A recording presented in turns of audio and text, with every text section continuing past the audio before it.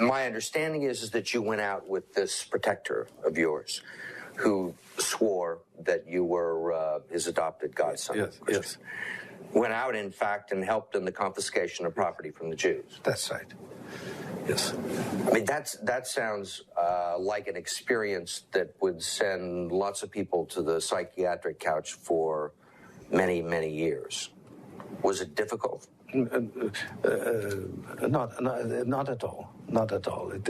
Maybe as a child you don't see the connection, but it created no problem at all. No feeling of guilt. No problem. No. If it's your decision to defend George Soros, then there's going to be a whole new chapter to our relationship. Make your decision. It's not a threat. It's the way it is. You make your decision. You decide which side you're on. It's real simple. You should be defending internet free speech. You should be championing things. You could change history. You're a major leader. You do have the biggest podcast in the world. Your audience rivals mine. That's great. I hope it's 10 times bigger. But not if it's in the hands of the globalist. If you turn over to Palpatine and become Darth Vader, I'm Obi-Wan Kenobi, and I'm coming for you, buddy.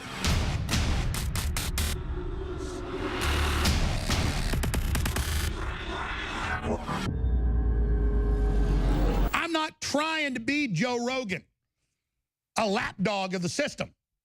I'm trying to change the world, and I'm doing it. And as for Joe, since I brought that up, I meant to do this. I'm going to do it now. Cue him up if you can find it. I was going to do it last week, and I didn't do it. I'm doing it because I don't lose sleep over nothing, and I've been losing sleep over not saying this. So I'm going to do it right now. Cue him up saying that George Soros was captured by the Nazis. Now, you got it? Good. Joe, I don't care about coming on your podcast. I don't need to come on your podcast. But my point is, though, I know you're as smart as I am or smarter. And I sit there and I watch what you do on your show where I'm wrong about Bourdain, but then you have your guys go, oh, look, we discovered the Clintons were after him and he was this and that. And then Alex, you know, Alex is, he's just wrong about all this stuff. And, he says Soros worked with the Nazis. Soros was captured by the Nazis. Hell, Joe, why not just say he cut Hitler's head off and fought him at a castle and Hitler was guarded by 5,000 werewolves and naked strippers in SS uniforms? I'm not stupid. I get to hear my son listen to his podcast almost every day. I hear it to the point of I don't want to watch it because I don't want to start saying stuff because I care about Joe. Joe's a good guy. He's done a lot of good work. He's really a libertarian patriot. But he's out there in Los Angeles with his family. And every time I see this stuff, he's misrepresenting what I've said and what I've done.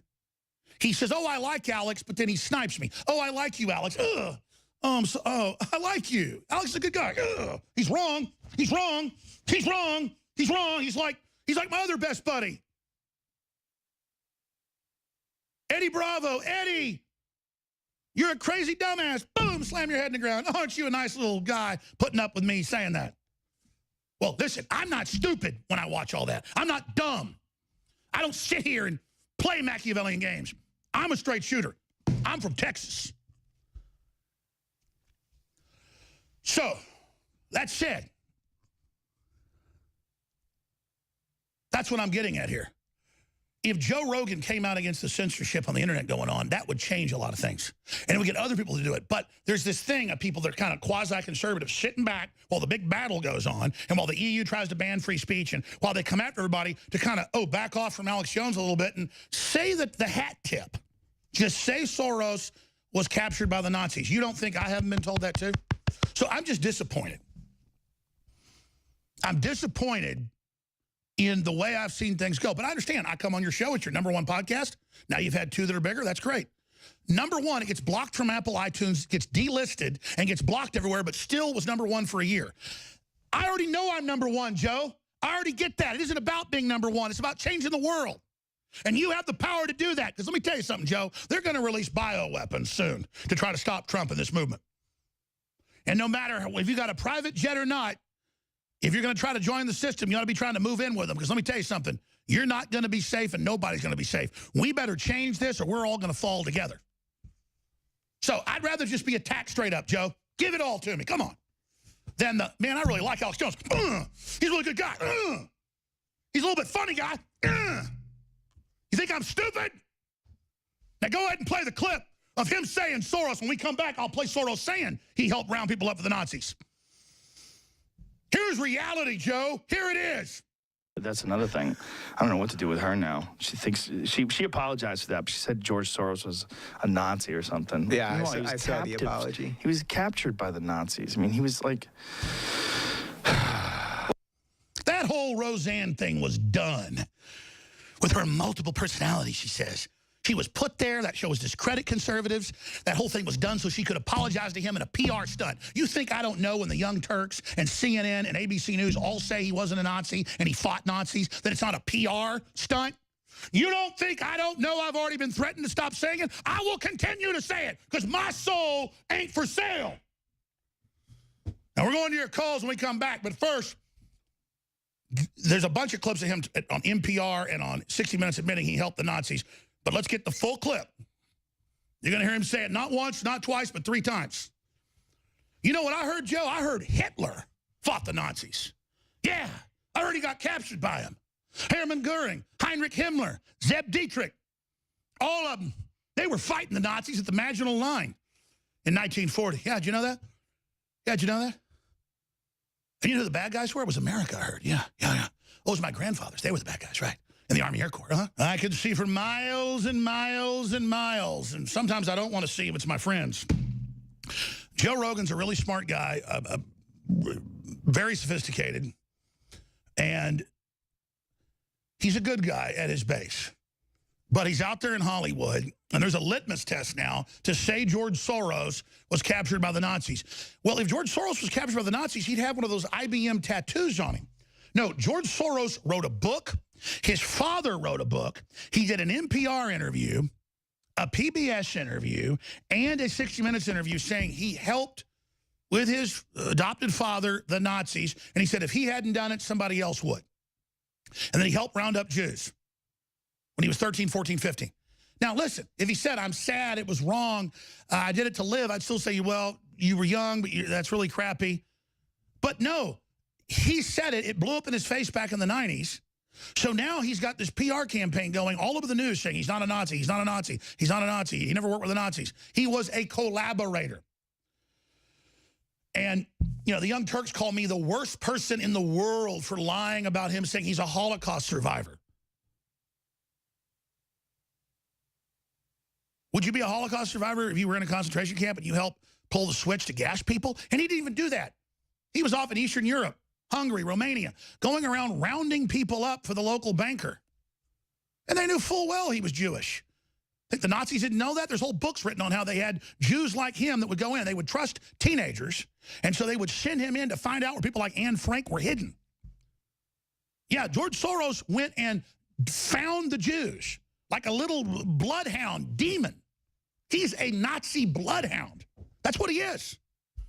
And he's financing lawsuits against me, everything to shut me up. I don't care, you piece of crap. I'm not a little rollover like you. You may have gotten threatened by authoritarians and rolled over, buddy boy, but I didn't. And when I was 15 years old, I didn't roll over to 25-year-old men. So don't tell me if I was back then, I made a difference. Look, I'm from Texas. I'm from America. And my ancestors aren't cowardly scumbags like you. And since you did that, you overthrew a bunch of countries, you bankrupt people's pension funds and steal them. You were a known criminal till the 90s, till you made hundreds of billions and came over here and bought up our media to tell us how you crap Tiffany cufflinks and you little wings and you fly around in heaven. No, you're a degenerate, monstrous scumbag. You're a vampire bat that drank the blood of your own people. And you're going to go to hell. And I'm going to win, and America's going to win. And you're getting thrown out of Europe right now. Everything you're doing is turning into pure crap. You've got a crap touch, not a Midas touch. Everything you turn now disintegrates, you old stinking vampire. And it doesn't matter what happens to me as long as we win the war. That's what this is all about. You're all about yourself, you little Satanist. So, Every time one of your people comes out and says you fought the Nazis or you cut Hitler's head off or, you know, or you murdered Hitler or you're a hero, I'm going to use them to expose it. So you better get your internet ban in real quick, you cockroach. Anyways, as for Joe, I just want to get Joe's attention that whoever told him that and whoever told him that was a good thing to say is not a good person in my view. Or is that your decision, Joe? Because if it's your decision to defend George Soros, then there's going to be a whole new chapter to our relationship. Make your decision. It's not a threat. It's the way it is. You make your decision. You decide which side you're on. It's real simple. You should be defending internet free speech. You should be championing things. You could change history. You're a major leader. You do have the biggest podcast in the world. Your audience rivals mine. That's great. I hope it's 10 times bigger. But not if it's in the hands of the globalist. If you turn over to Palpatine and become Darth Vader, I'm Obi-Wan Kenobi, and I'm coming for you, buddy. Let's go ahead and play George Soros and what he didn't want you to see.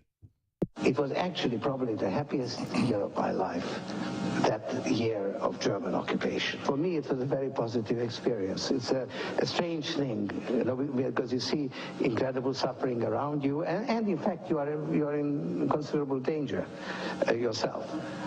But you're 14 years old and you don't believe that it can actually touch you. You have a belief in yourself, your belief in your father. It's a very happy-making, exhilarating experience. Hit pause. Back it up. It's a very happy-making. See, he was captured by the Nazis, and it was happy-making, like Happy Meals. Little cheeseburger, little cookie, little toy, little fries, little orange drink. Happy-making. In fact, that's what you call the Holocaust now, according to Soros. I think that's terrible, but instead of calling it the Holocaust or the death camps, it's a happy-making. Here, let's go back to the happy-making. But you're 14 years old and you don't believe that it can actually touch you. You have a belief in yourself, your belief in your father. Lucifer. It's a very happy-making, exhilarating experience. While hundreds of thousands of Hungarian Jews were being shipped off to the death camps, George Soros accompanied his phony godfather on his appointed rounds, confiscating property from the Jews. Happy-making. These are pictures from 1944 of what happened to George Soros's friends and neighbors. The happy-making. You're a Hungarian Jew who escaped the Holocaust by posing as a Christian. Right. And you watched lots of people get shipped off to the death camps. Right. I was 14 years old. And I would say that that's when my character was made. In what way? That one should think ahead, one should understand and anticipate events, and one is threatened. It was a tremendous threat of evil. I mean, it was a very personal experience of evil. My understanding. See, because I could just show the shorter clips. And no, I mean, I'm showing what he says. It's the delusional. He's helping all this go on, but then he says it's the best time of his life. He's happy-making, but then he's not with the Nazis. He's just helping them. No, and this is the attitude. Oh, I'm just going along with it, so I'm okay. Oh, kind of like going along with internet censorship? I mean, maybe if Joe goes along with us being shut off the air and all the libertarians and conservatives, but he stays on, it'll be a happy-making. I mean, he's not going to be part of it. He's just going to stand by and watch it happen. Or you could be like George Soros and actually help round people up. But it's how you survived, like free market, so it's okay. Let's continue. Experience of evil. My understanding is that you went out with this protector of yours who swore that you were his adopted godson. Yes, yes. Went out, in fact, and helped in the confiscation of property from the Jews. That's right. Yes. I mean, that sounds like an experience that would send lots of people to the psychiatric couch for many, many years. Was it difficult? Not at all. Not at all. Maybe as a child you don't see the connection, but it created no problem at all. No feeling of guilt. No problem. No. For example, that I'm Jewish, and here I am watching these people go, I could just as easily be there. I should be there. None of that. We got to go to break. There's more. There's more. I want to apologize to George Soros and my good friend Joe Rogan. You're right. I'm sorry. Oh, the full name of the video that he's in is Joe Rogan Talks About Tommy Robinson. And then you just hear about how I'm wrong about all these things. You're right.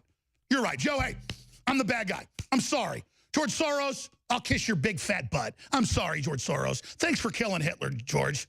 It wasn't my grandfather's. You did it. Let me say one more thing about the Joe Rogan situation, and then I'm going to go to your calls. Joe is a smart guy, a sweet guy, a strong guy, and that's why it hurts to see him spanked by the system. And, you know, when they wouldn't put up our podcast on iTunes or delisted it when it was #1 and did that stuff, that was a strong message to him. That if you want to be left alone, don't have people like Alex Jones on. Well, that's fine. But then if the drumbeat starts, because I'm a busy guy, I can't listen to long podcasts, but my son does, people around the office do. Joe has the biggest podcast in the world. Probably reaches, conservatively, 50 million people a month. That's a conservative number. And that's great. But then if it becomes an exercise, oh, Alex Jones is wrong about Anthony Bourdain. Hey, Joe, I talked to the people that were there in the production at the highest levels. They're involved in the Pentagon, everything else. I know all about it. Elon Musk. I mean, Joe, I'm not going to tell you, you know, who I talked to yesterday or who I talked to this afternoon. So just let's quit pretending that we aren't the tip of the spear. And then Joe takes DMT and talks about seeing space aliens and other dimensions. And then I talk about the globalists taking drugs and believing they're getting knowledge from other dimensions. And I'm the biggest kook in the world.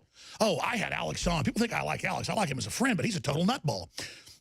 I had him on. He talked about interdimensional child molesters, psychic vampires. You know, he's crazy. Oh, really? I don't take DMT. It's fine that you do. I'm a libertarian. And then I don't sit there and think I'm communicating with aliens. The people I'm talking about do.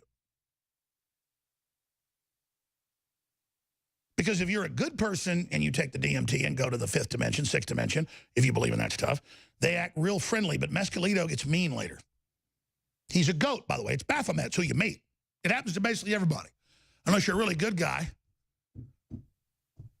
And then you get transported to a space prison for a couple 100,000 years. And then when you come back, you don't ever come back. Now, I've never taken it, but I've talked to people. I knew about this when I was a kid from people that I knew that were involved in CIA trials at Berkeley. Oh, tell me about DMT, Joe. Tell me all about, you know, how you popularized it in the last 15 years. The Clockwork Elves, Joe. I heard about the Clockwork Elves when I was a little kid. And I decided I don't want to see them. Because everybody sees them. Little goat creatures with little green hats and little green uniforms. That look just like gray aliens. Then they pull their mask off, and they don't look quite like that anymore. They wear little gray masks so they don't get too scary. Because they look like little gremlins, little demons. Now, see, you'll probably play that and say, look how crazy he believes in little gremlin demons. No, you do. You talked about it. You saw it. You believe it. I didn't take it. The Bible says don't be part of pharmakia, because it gives you the evil spirits. Okay, I didn't used to believe that growing up. And then I learned the CIA is taking this to get interdimensional communications. You say you've had those interdimensional communications, Joe. I haven't had them. You have had the communications, but I'm the kook for saying that the owners of Time Life books in the 30s were taking DMT?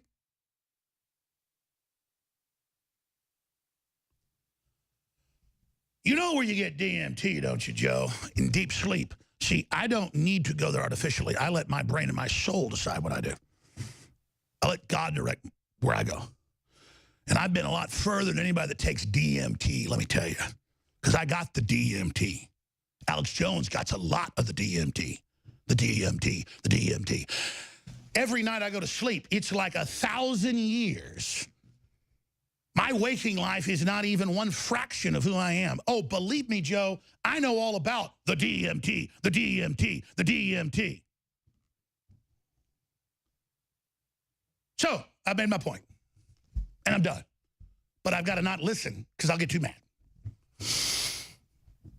Bourdain said the Clintons were after him, that henchmen were after him, that he was being harassed by them. He had decided to go public because he was dating a woman who had been raped by Weinstein, reportedly, and whose father was a famous occultic Illuminati filmmaker, which she said. And she told Bourdain about the sex abuse of children, and Bourdain had a soul and was getting ready to go public. I've talked to the people that were there. Elon Musk has exploded in anger over the fact that I even know about the video they shot for the TV show. But Bourdain is dead now. Imagine magically, and they got rid of his body faster than they did with bin Laden's in the ocean, if you believe that. Abracadabra, hocus pocus. You really, just whatever happened to Bourdain? Oh, he just dead now. And that final cut they were going to put out, all these episodes since he woke up, plus it gets you top ratings anyways, telling the truth. He was going to go Kanye West. You ain't going Kanye squat, brother. We going to hang your ass. And anybody ask any question, you're a weirdo. Well, isn't that just cute? Yeah, there's Bourdain saying he's been experiencing Hillary's wrath and it's no fun. But you know, Alex Jones is wrong for even asking a question. Again, I'm sorry. I'm not cool. I'm from Texas. I'm a country bumpkin. Well, I ride a horse to school every morning. And we don't have toilet paper either, Joe. We wipes our butt with corn cobs. And then folks from Boston, because everybody from Boston thinks we talk with Alabama accents or Georgia accents, why, they think we don't know nothing around here. We don't know nothing about the space bases or nothing about the shadow government or nothing about anything, Joe. Why, I'm just everything I seem, aren't I? Just another, I'm a Texan. And I learned to run along behind you like a little puppy dog. And I learned how to be big, and I learned how to be smart. And I learned about Santa Claus and the Easter bunnies. And I learned all about Hollywood and red carpets and all the big venues and making it in the system. Making it in the Titanic when it's going down. And the only thing popular is things that are facsimiles of the truth, or facsimiles of being unscripted, or facsimiles of being out in the open. But they aren't. And it's that slide from that that has triggered this critique. So when I chastise my friends, when I get in their face about things that I've seen and slides towards entropy, I'm doing it because I care about everybody and I care about my kids.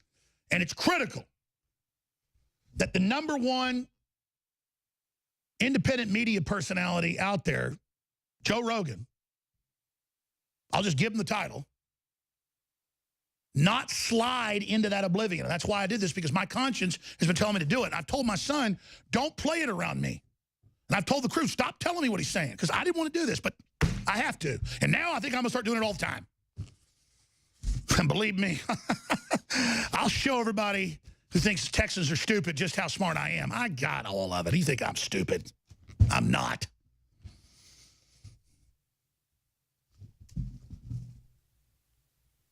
You know, the Patriots at the Pentagon, at CENTCOM, and the people at the CIA, they've got my show on everywhere. They've got it up on the big jumbotrons inside the command centers. Why? Because I'm not bragging here, but anybody know what I've done? Does anybody know who I am? You don't think I don't have 5 steps ahead of all this crap? But we're not going to fix this playing these games anymore. So stop acting like we don't know what's going on. I'm done. Shut it down.